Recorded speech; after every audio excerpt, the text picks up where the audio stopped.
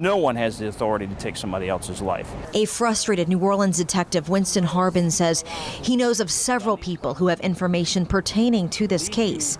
He believes Sanders had a conflict with someone about a vehicle and is pointing to a failed deal as a possible motive. And tonight we're going to be talking about Jarnell Sanders out of Magnolia. Candace went missing on April 21st, 2008. She was going on a date with her boyfriend, Jarnell Sanders, that night, but the pair was never heard from again. About a week after their disappearance, their bodies were discovered inside of a burned SUV in New Orleans East, the vehicle abandoned near Michoud and I-10.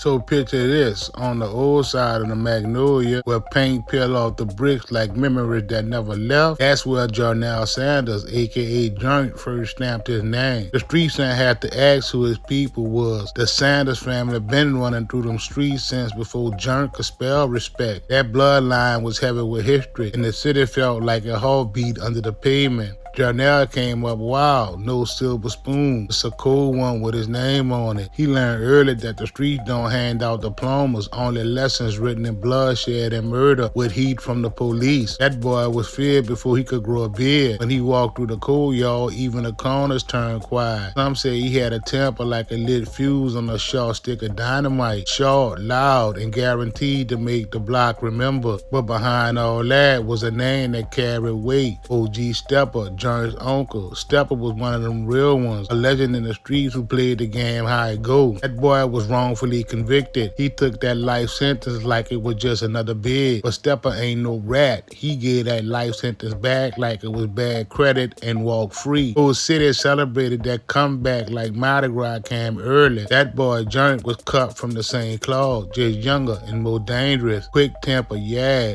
but quicker with that mind when it came to handling business. They see people in the city joke that boy, saying shit like, if patience was money, Joint was broke by choice. But best believe you me, that boy made up for it in fear. And when they say broke, they don't mean literally. His name rang from the Magnolia to the 17th. Ain't even cats that ain't never met dude spoke his name, always attached to some gangster shit. So dig this here, rappers was shouting that boy name out in their lyrics like his story was part of the beat. One of them, Christopher Dorsey, aka BG from the 13th. Word on the street, BG and Joint had business, the kind of business the streets don't joke about. The streets claim Joint was pressing BG for more than respect. Rumor had it, Joint went with the move and walked away with that boy Diamond 13 pendant. BG used to flex in every video. Now see that 13 chain situation? That's where the streets started talking. Word was Joint ain't just take it, he melted it down. Brought them shit straight to the jeweler, told him lose the one and the 3 will speak for itself. Now that's peace shine with a whole new story. 3 for the third wall, Uptown Magnolia. No captions needed, you heard me? That move was some straight gangster shit. Joint flipped the 13 to a 3. That street marketing 101. No PowerPoint required. After that death, every hood in the city knew his name hit different. Some of the OGs tried to tell that boy Joint to slow down. He was becoming more feared than respected. Some of the other young dudes out the hood was on that same type of time though, but your name ringing in them streets ain't for sale. You either born with gangster shit pumping through your veins or you was getting walked over by it. That boy came up on the old side of the Noya, that part where the concrete remember every footprint. The Joint's reach didn't stop there. Whether you from the Catio, the Mouth, or across town in the 9, the streets respected his name. Ain't because he screamed it loud, it's cause the streets still whispered long after he left. And that's the thing about Jarnell Sanders, he ain't no myth, but he moved like one. Cold heart, hot reputation, a young gangster molded by lineage, sharpened by the streets in the city, but most fade quick. Joint's story stayed permanent, like his name carved in Magnolia bricks, all to erase, impossible to forget. Say, bruh, dig this year. This where it get grimy, real grimy. See, the 7 Ward of New Orleans is a place where life don't walk easy. Downtown, them boys ain't bout no bling bling, they bout that sting sting. The air in the 7 Ward stayed thick with heat. You could smell the food from Triangle Deli from a block away, sitting right between North Broad and St. Bernard. not too far from that beat. Shotgun houses leaning like dope fiends who just did a bag of 911. Just do it or worldwide. Every other car on the block either missing a hubcap, a license plate, or a reason to still be there. Yeah,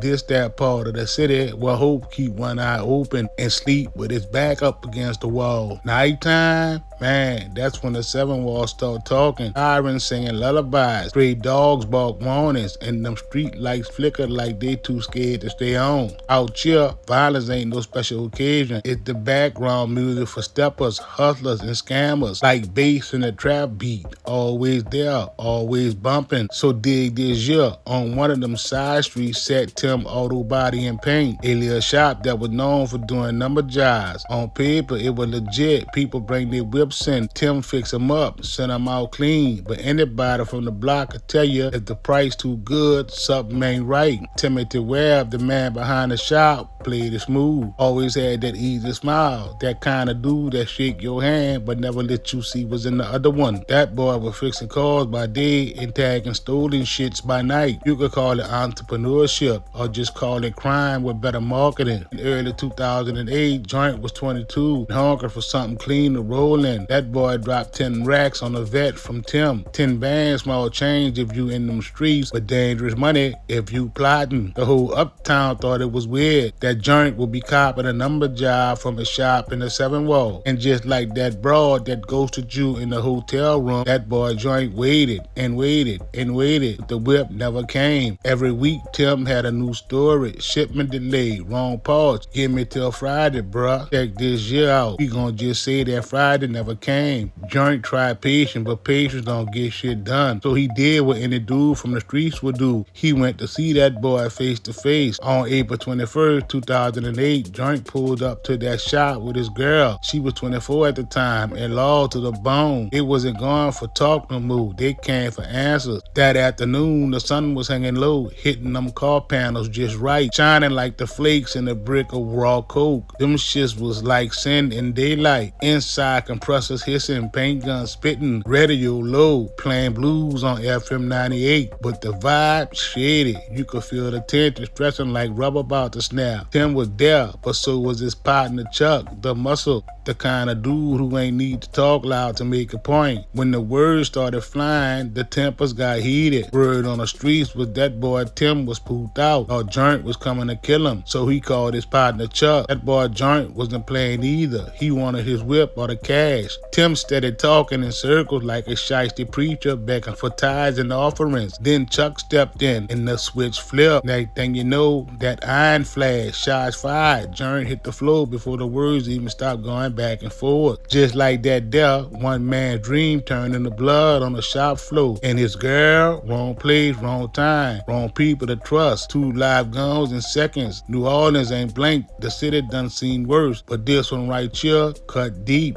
And yo, you ever notice how some dudes always think they smarter than Einstein? Them boys tried to hide the whole shit. Loaded the bodies in the whip, drove them out to the edge of the city. But the skyline fade and the people look too tired to care. Them boys torched the whole whip. Flames lighting up the night sky. Ashes floating like confessions that ain't never gonna be heard. 10 days later, 12 found what was left behind. A burned SUV, nothing but bones and questions. The pair was never heard from again. About a week after their disappearance, their bodies were discovered inside of a burned SUV in New Orleans East.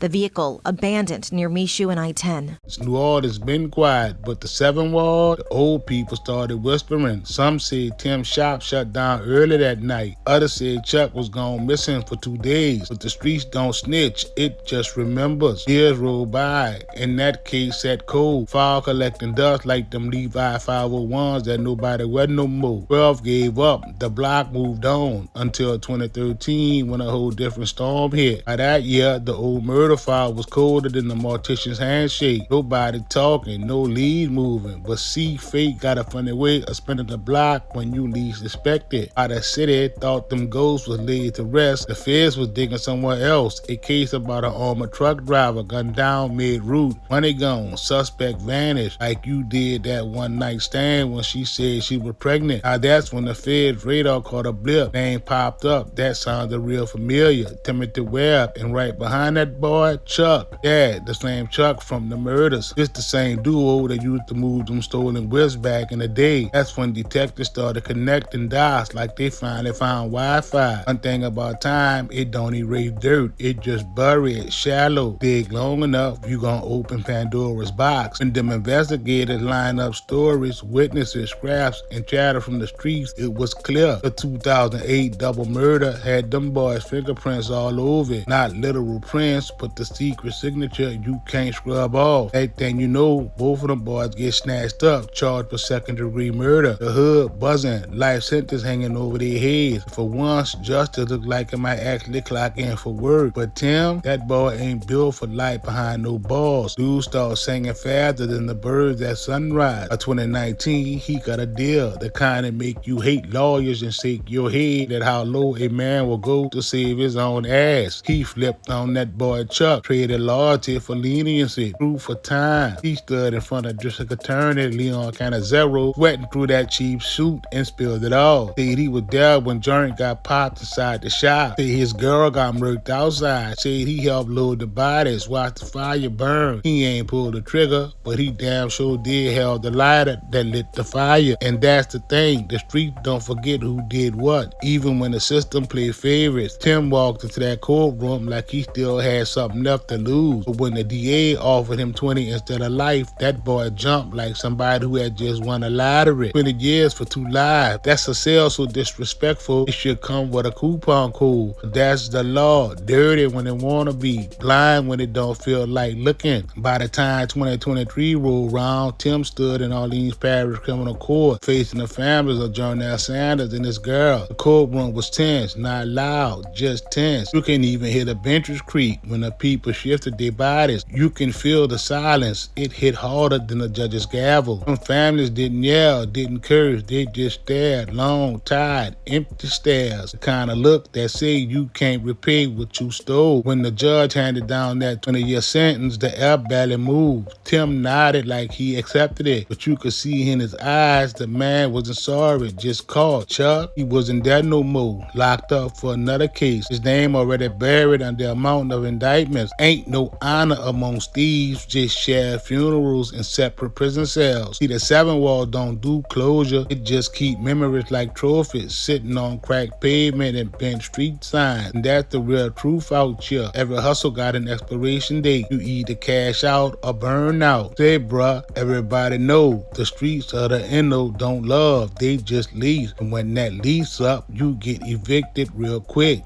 That's New Orleans for you though. City that keeps its secrets buried and the guns busting. And if you ever drive through the NO, just remember this year. Keep your head on the swivel, mind your business, and move with caution. Cause out here, the streets don't forgive shit.